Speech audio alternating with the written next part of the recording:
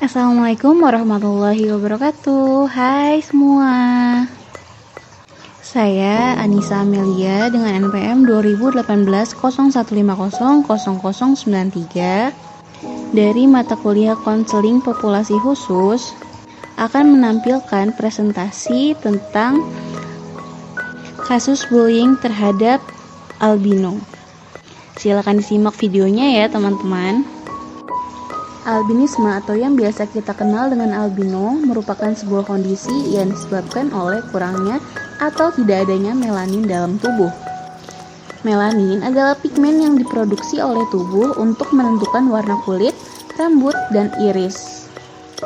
Melanin juga berperan dalam perkembangan saraf optik yang berpengaruh fungsi penglihatan. Kekurangan pada melanin dapat menyebabkan perubahan warna pada rambut, kulit, dan iris mata, serta mengganggu penglihatan. Menurut penelitian, di dunia ini setidaknya ada 1 dari 20.000 kelahiran yang terlahir sebagai albino. Selanjutnya ada penyebab dari albinisme, yaitu disebabkan dari adanya perubahan atau mutasi pada gen yang mempengaruhi produksi dari melanin. Mutasi pada gen tersebut menyebabkan produksi melanin berkurang drastis atau bahkan tidak diproduksi sama sekali. Inilah yang menyebabkan gejala albinisme. Nah, berdasarkan jenis gen yang bermutasi, albinisme dibagi menjadi beberapa jenis, yaitu yang pertama ada albinisme oculocutaneous. Jenis albinisme ini yang paling sering terjadi karena mutasi pada 1 dari 7 gen. Mutasi pada gen ini menyebabkan penurunan produksi melanin pada rambut, kulit, dan mata, serta penurunan fungsi visual. Pada jenis ini terjadi ketika setiap orang tua mewariskan salinan gen yang bermutasi kepada anak mereka. Pola ini disebut sebagai resesif autosomal. Yang kedua, ada albinisme mata. Albinisme okular terjadi karena mutasi pada gen pada kromosom X. Albinisme okular dapat terjadi jika seorang ibu memiliki mutasi pada gen tersebut. Pola penurunan penyakit ini disebut resesif terkait X. Hampir semua kasus albinisme okular terjadi pada pria, namun jenis ini kurang umum daripada albinisme okular. Yang ketiga ada albinisme sindrom. Jenis albinisme ini dikaitkan dengan penyakit yang disebabkan oleh faktor keturunan. Beberapa penyakit yang berhubungan dengan albinisme adalah yang pertama ada sindrom celiac Higashi, yaitu sindrom yang disebabkan oleh mutasi pada gen LYST. Sindrom ini menyebabkan kelainan pada sel darah putih sehingga meningkatkan resiko infeksi. Yang kedua ada sindrom Hermansky-Puldak, yaitu sindrom yang terjadi karena mutasi pada 1 dari 8 gen yang membentuk protein bertanggung jawab untuk membentuk LRO, juga telah diidentifikasikan dalam melanosit, pembekuan darah, dan sel paru-paru. Dan yang ketiga ada kelainan LRO akan menyebabkan munculnya albinisme okular. Selain menyebabkan albinisme, sindrom ini juga menyebabkan gangguan pada paru-paru, usus, dan gangguan pendarahan. Oke, selanjutnya ada faktor resiko albinisme. Albino adalah sebuah kondisi yang diderita sejak lahir. Seorang bayi lebih beresiko dilahirkan dengan albinisme jika ia memiliki orang tua yang memiliki albinisme atau jika orang tuanya membawa mutasi gen yang menyebabkannya albinisme. Selanjutnya ada gejala albinisme. Kekurangan melanin pada albinisme mempengaruhi warna kulit, rambut, mata, dan fungsi visual. Gejala dan keluhan yang muncul tergantung dari jumlah melanin dan diproduksi oleh tubuh. Umumnya, gejala albinisme akan menyebabkan hipopigmentasi pada kulit. Namun, dalam beberapa kasus warna kulit dan rambut pengidap albinisme ini hampir sama dengan warna orang tua atau saudara kandung yang normal. Albinisme dapat diidentifikasikan dari tanda dan gejala berikut. Yang pertama, tanda pada warna rambut, kulit, dan iris mata yang tentunya berbeda pada orang normal biasa ya teman-teman. Yang kedua yaitu tanda dan gejala pada mata. Nah, pada tanda ini ditunjukkan dengan penurunan fungsi penglihatan karena kelainan pada perkembangan retina. Lalu ada gerakan mata yang tidak terkontrol atau nistagmus. Lalu juga ada mata sensitif terhadap cahaya atau fotofobia. Bisa juga menjadi mata juling, rabun jauh, silinder, dan bahkan menyebabkan kebutaan. Menurut kalian ada gak sih pengobatan untuk albinisme ini? Ya, benar banget. Karena albinisme ini disebabkan oleh kelainan genetik, jadi sampai saat ini tidak dapat disembuhkan. Namun, langkah-langkah pengobatan berikut dapat meredakan gejala dan pencegahan dari akibat buruk yang ditimbulkan oleh albinisme. Yang pertama, menggunakan kacamata atau lensa kontak. Kacamata atau lensa kontak dapat meningkatkan fungsi penglihatan dan mengurangi kepekaan terhadap cahaya. Pasien dapat menggunakan kacamata atau lensa kontak. Dokter juga dapat melakukan operasi untuk mengobati juling dan nistagmus. Yang kedua, jangan lupa pakai tabir surya.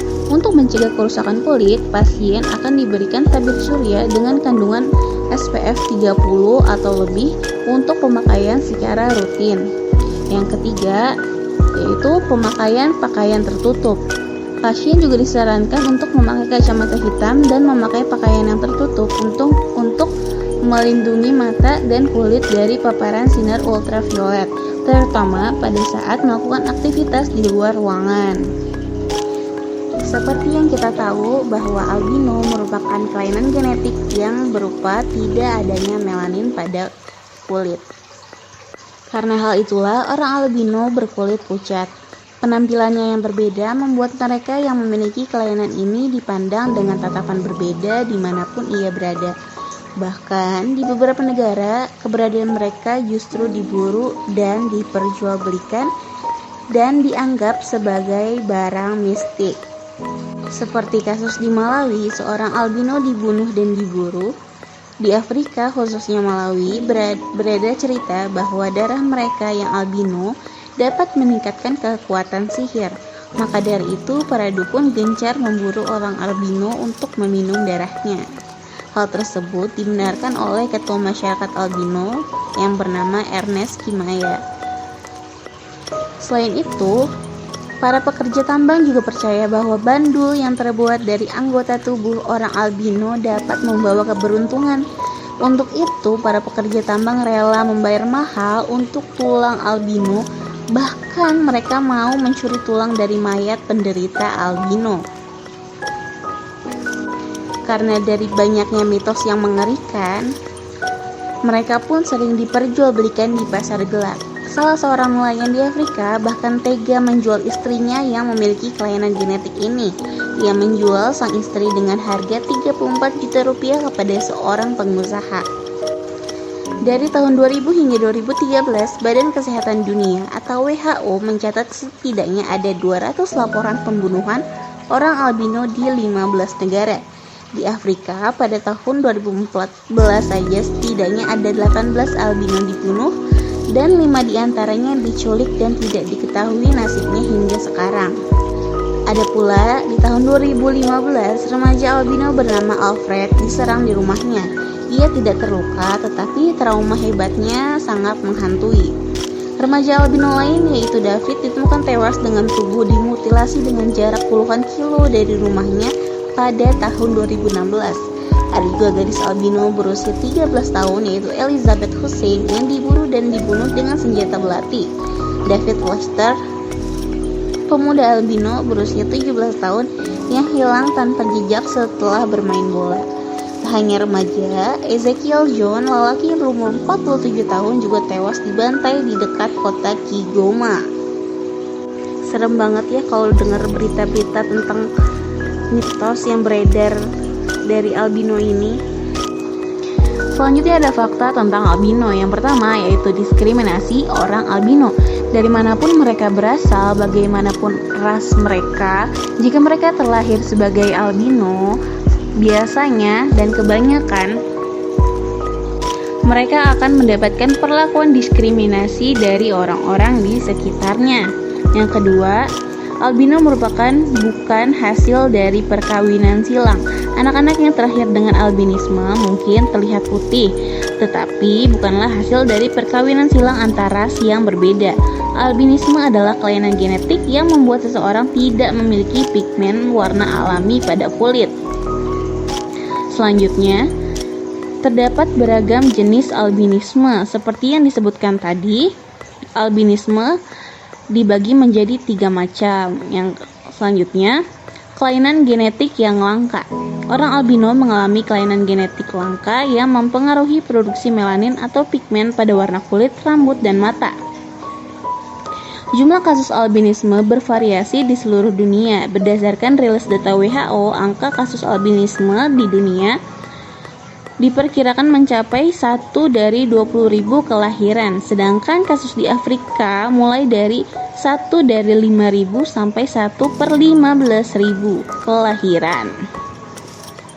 Selanjutnya, yaitu rentan terkena kanker kulit. Kurangnya melanin dapat membuatnya lebih rentan terkena kanker kulit karena sinar UV lebih mudah masuk meresap ke dalam kulit. Selanjutnya ada sering mengalami gangguan penglihatan. Kondisi iris mata yang terlalu transparan karena kurangnya melanin pada retina mata membuat orang albino rentan mengalami gangguan penglihatan. Yang ketujuh, perkawinan sedara beresiko melahirkan bayi albino. Insest atau perkawinan sedara beresiko terhadap kelahiran bayi dengan albinisme menjadi salah satu fakta tentang albino. Meski begitu, albino tidak pasti disebabkan oleh hal ini. Yang terakhir, tidak ada pengobatan dari albino karena albino adalah kelainan genetik sehingga tidak dapat disembuhkan. Selanjutnya ada deskripsi dari klien. Namanya CA dari Depok yang berusia 14 tahun.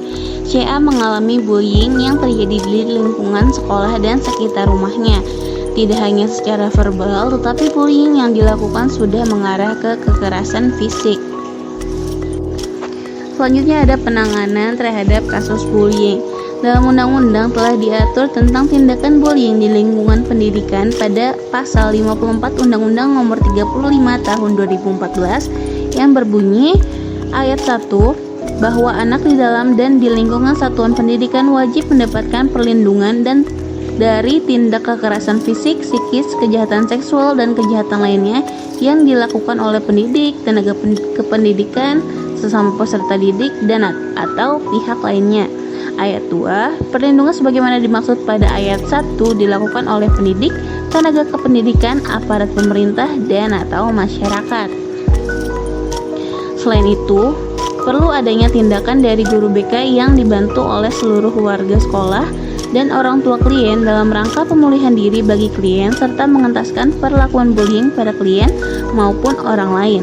Pada klien, guru BK bisa memberikan layanan berupa layanan konseling individu, dan pada siswa lain juga dapat diberikan layanan informasi yang berbentuk klasikal dengan materi tentang bullying.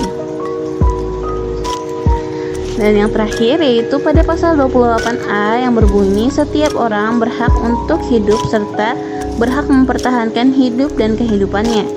Di pasal 28B ayat 2 disebut setiap anak berhak atas kelangsungan hidup, tumbuh dan berkembang serta berhak atas perlindungan dari kekerasan dan diskriminasi. Sekian yang dapat saya berikan pada hari ini. Kurangnya mohon maaf. Wassalamualaikum warahmatullahi wabarakatuh.